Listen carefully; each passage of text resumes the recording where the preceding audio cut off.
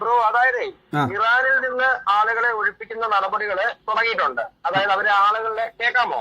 കേൾക്കാം. ഞാൻ അഹമ്മദാബാദ് പ്ലെയിൻ ക്രാഷിന്റെ റിപ്പോർട്ടിങ്ങില്ല, അപ്പം അതുകൊണ്ട് റേഞ്ചിന്റെ പ്രശ്നം കാണും. കേൾക്കാമോ? കേൾക്കാം പറഞ്ഞു. അതായത് ഇറാനിൽ നിന്ന് ആളുകളെ ഒഴിപ്പിക്കാനുള്ള നടപടികളുടെ പരിപാടികളൊക്കെ തന്നെ തുടങ്ങി. അവരെ ടെഹ്റാനിൽ നിന്നൊക്കെ മാറ്റുന്നുണ്ട്. ഇതെന്ന് പറയുന്നത് ഈ ഫർദർ എസ്കലേഷൻ ഉണ്ടായത് ഇപ്പോൾ ഓക്കെയാണ്, ചെറിയ സ്ട്രൈക്ക് അങ്ങനെ പോകുന്നു. അല്ല മനസ്സിലായി ഫർദർ അതായത് എസ്കലേഷൻ ഉണ്ടായി കഴിഞ്ഞാൽ, അതായത് ഈ ഇത് കൈവിട്ട് പോകുന്നൊരു അവസ്ഥ വരുമല്ലോ, കൈവിട്ട് പോകുന്നൊരു അവസ്ഥ വന്നാൽ സാധാരണഗതിയിൽ നമ്മളിപ്പോ ഉക്രൈനിലും അഫ്ഗാനിലും ഒക്കെ ചെയ്ത പോലെ ആളുകളെ ഓക്കെ മനസ്സിലായി. അതായത് നാളുകളിൽ കൈവിട്ട് പോകുന്നൊരു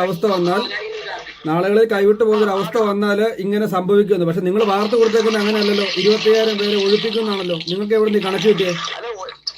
അതല്ല, 25,000 പേരെന്നുള്ളത് എംഇയുടെ കണക്കാണ്. അത്രയും പേരുണ്ടെന്നുള്ളതാണ് എംഇയുടെ കണക്ക്. അല്ല ഇവിടെ ഇന്ത്യക്കാർ 25,000 പേരെ ഉള്ളോ? അതാണ് കണക്ക് പറഞ്ഞത്. അല്ല, ഇന്ത്യക്കാർ, ഞാൻ ഇസ്രായേലിൽ നിന്നല്ലേ സംസാരിക്കുന്നത്. നമ്മൾ എത്ര രീതിയിൽ എത്ര നല്ല രീതിയിൽ നമ്മൾ സംസാരിച്ചിട്ടുണ്ട്. നമ്മളോട് ചോദിച്ചുകൂടെ?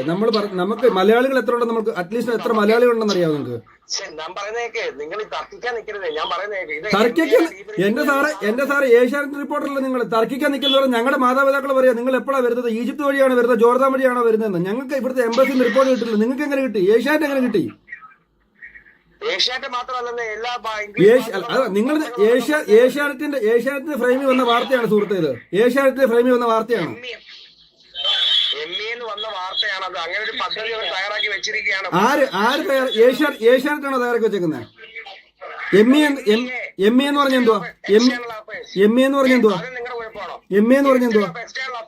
Ministry of okay. ഏത്? ഇന്ത്യ ഇസ്രായേലോ? ഇന്ത്യ എംബസി അല്ല, മിനിസ്ട്രി ഓഫ് എക്സ്റ്റേണൽ അഫയേഴ്സ്, വിദേശകാര്യ മന്ത്രാലയം ഇല്ലേ ഡൽഹിയില്? ഓക്കെ, വിദേശകാര്യ സാറേ, ഈ ഒക്ടോബർ 7 തൊട്ട് ഇത്രയും യുദ്ധങ്ങളും സാഹചര്യങ്ങളും ഉണ്ടായിട്ട് ഇങ്ങനെ ഒരു വാർത്തകൾ പുറത്തേക്ക് പോയിട്ടില്ല. ഇനി ഇറാൻ യുദ്ധം വരുമ്പോൾ നിങ്ങൾക്ക് ഇന്ത്യക്കാരെ ഒഴിപ്പിക്കും എന്ന് പറഞ്ഞാൽ ഇന്ത്യക്കാരെ ഒഴിപ്പിക്കുമെന്ന് ഇന്ത്യൻ എംബസിയോ ഇന്ത്യയിലുള്ള ഇന്ത്യൻ എംബസി നിങ്ങൾ അറിയിച്ചിട്ടുണ്ടോ? എന്റെ പൊന്ന് സാറേ, ആലപ്പുഴ ഇടുക്കിടാൻ പൊട്ടുന്ന് പറഞ്ഞിട്ട് ഇപ്പോഴെ മുണ്ടു വെക്കേണ്ട കാര്യമുണ്ടോ?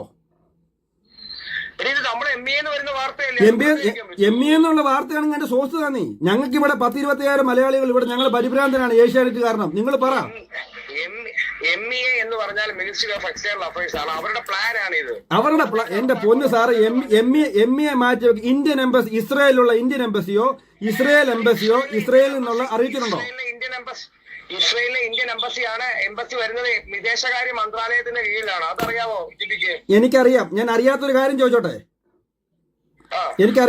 ചോദിച്ചോട്ടെ. പാവപ്പെട്ടവനാ, ഒന്ന് ചോദിച്ചോട്ടെ.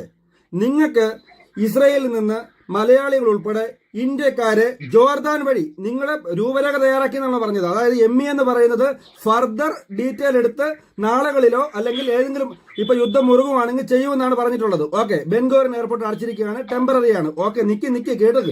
ഇവിടെ ടെമ്പററി ഇപ്പം ബെൻഗൂറിയൻ എയർപോർട്ട് ഉണ്ട്, എലാൽ എയർപോർട്ട് സിസ്റ്റം ഉണ്ട്. അതവിടെ നിൽക്കട്ടെ. ഈ എം ഇയെ പറഞ്ഞ അനുസരിച്ച് നിങ്ങൾ വാർത്ത കൊടുക്കുകയാണെങ്കിൽ യുദ്ധം മുറുകുകയാണെങ്കിൽ നാളുകളിൽ ഒഴിപ്പിക്കുമെന്നാണ് ഇടേണ്ടത്.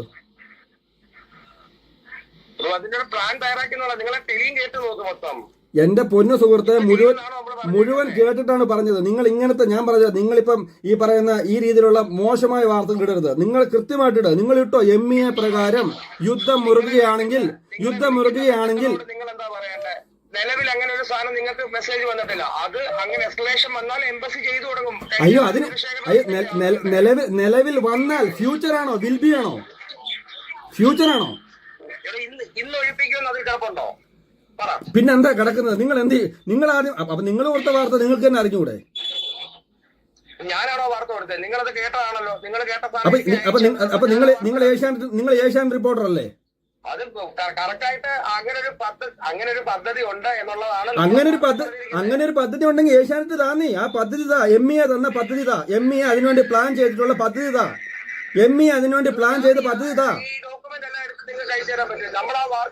അല്ല, നിങ്ങൾ ഡോക്യുമെന്റ് ഇല്ലാതെ വാർത്ത വായിക്കാൻ പറ്റുമോ? നിങ്ങൾ ഡോക്യുമെന്റ് ചോദിക്കുമ്പോൾ ഡോക്യുമെന്റ് തരേണ്ട കടമ നിങ്ങൾക്കുണ്ട്. കാര്യം നിങ്ങൾ ഈ കളിക്കുന്നുണ്ടല്ലോ. നിങ്ങൾ ഈ കളിക്കുന്നത് ഇസ്രായേൽ മലയാളി ഉൾപ്പെടെ കലിപ്പ് തീർക്കാനായിട്ട് എന്നെ വിളിക്കരുത്. ഞാൻ നിൽക്കുന്നത് അഹമ്മദാബാദിലാണ്. നിങ്ങൾ ഏത് അഹമ്മദ്? ഞങ്ങളെ വെച്ച് കളിക്കണ്ട. കേട്ടോ. ഞങ്ങളെ വെച്ച് കളിക്കണ്ട. ഇവിടെ ഇസ്രായേൽ എംബസി ഉണ്ട്, ഇസ്രായേലിനകത്തൊരു ഇന്ത്യൻ എംബസി ഉണ്ട് കേട്ടോ. ഇസ്രായേൽ എംബസി ഉണ്ട്. ഏഷ്യാനെറ്റ് റിപ്പോർട്ടറാണ് പറയുന്നത്. ഏഷ്യാനെറ്റ് റിപ്പോർട്ടർ, നിങ്ങൾ ഞങ്ങളെ വെച്ച് കളിക്കരുത്, ഞങ്ങളുടെ മാതാപിതാക്കളുടെ കണ്ണുനീര് വെച്ച് കളിക്കരുത് കേട്ടോ. ഇത്രേ പറയാറുള്ളൂ. വെച്ചിട്ട് പോയി. അവർ പറയുന്നത് മറ്റേ MBA എന്ന് പറയുന്ന മന്ത്രാലയത്തിൽ നിന്ന് അവർക്ക് കിട്ടിയതാണ്, എവിഡൻസ് ഒന്നുമില്ല, നാളുകളിൽ ഒളിപ്പിക്കുമെന്നാണ് പറഞ്ഞിട്ടുള്ളത്. ഇതാണ് ഏഷ്യാനെറ്റ് ന്യൂസിന്റെ അവസ്ഥ. നമ്മൾ രോഷം കൊള്ളുന്നത് 10 പേരുടെ മുന്നിൽ ആളാവണമെന്നുമല്ല. ഞങ്ങൾ മലയാളികൾ ഇവിടെ വന്നിട്ടുള്ളത് ഞങ്ങളുടെ കുടുംബത്തിന് വേണ്ടി കഷ്ടപ്പെടാനാണ്. ഞങ്ങളുടെ കണ്ണുനീര് വെച്ച്, ഞങ്ങളുടെ മാതാപിതാക്കളുടെ കണ്ണുനീര് വെച്ച് ഞങ്ങളുടെ പരിഭ്രാന്തി കച്ചവടമാക്കുന്ന ഏത് ഏഷ്യാനെറ്റാണെങ്കിലും ഏത് വാർത്തയാണെങ്കിലും ഇങ്ങനെയൊക്കെ തന്നെയാണ്. മനസ്സിലായോ? നാളുകളിൽ അതിനുവേണ്ടി ഇട്ടിരിക്കുന്ന വാർത്തയത് എന്താ പറയേണ്ടത്?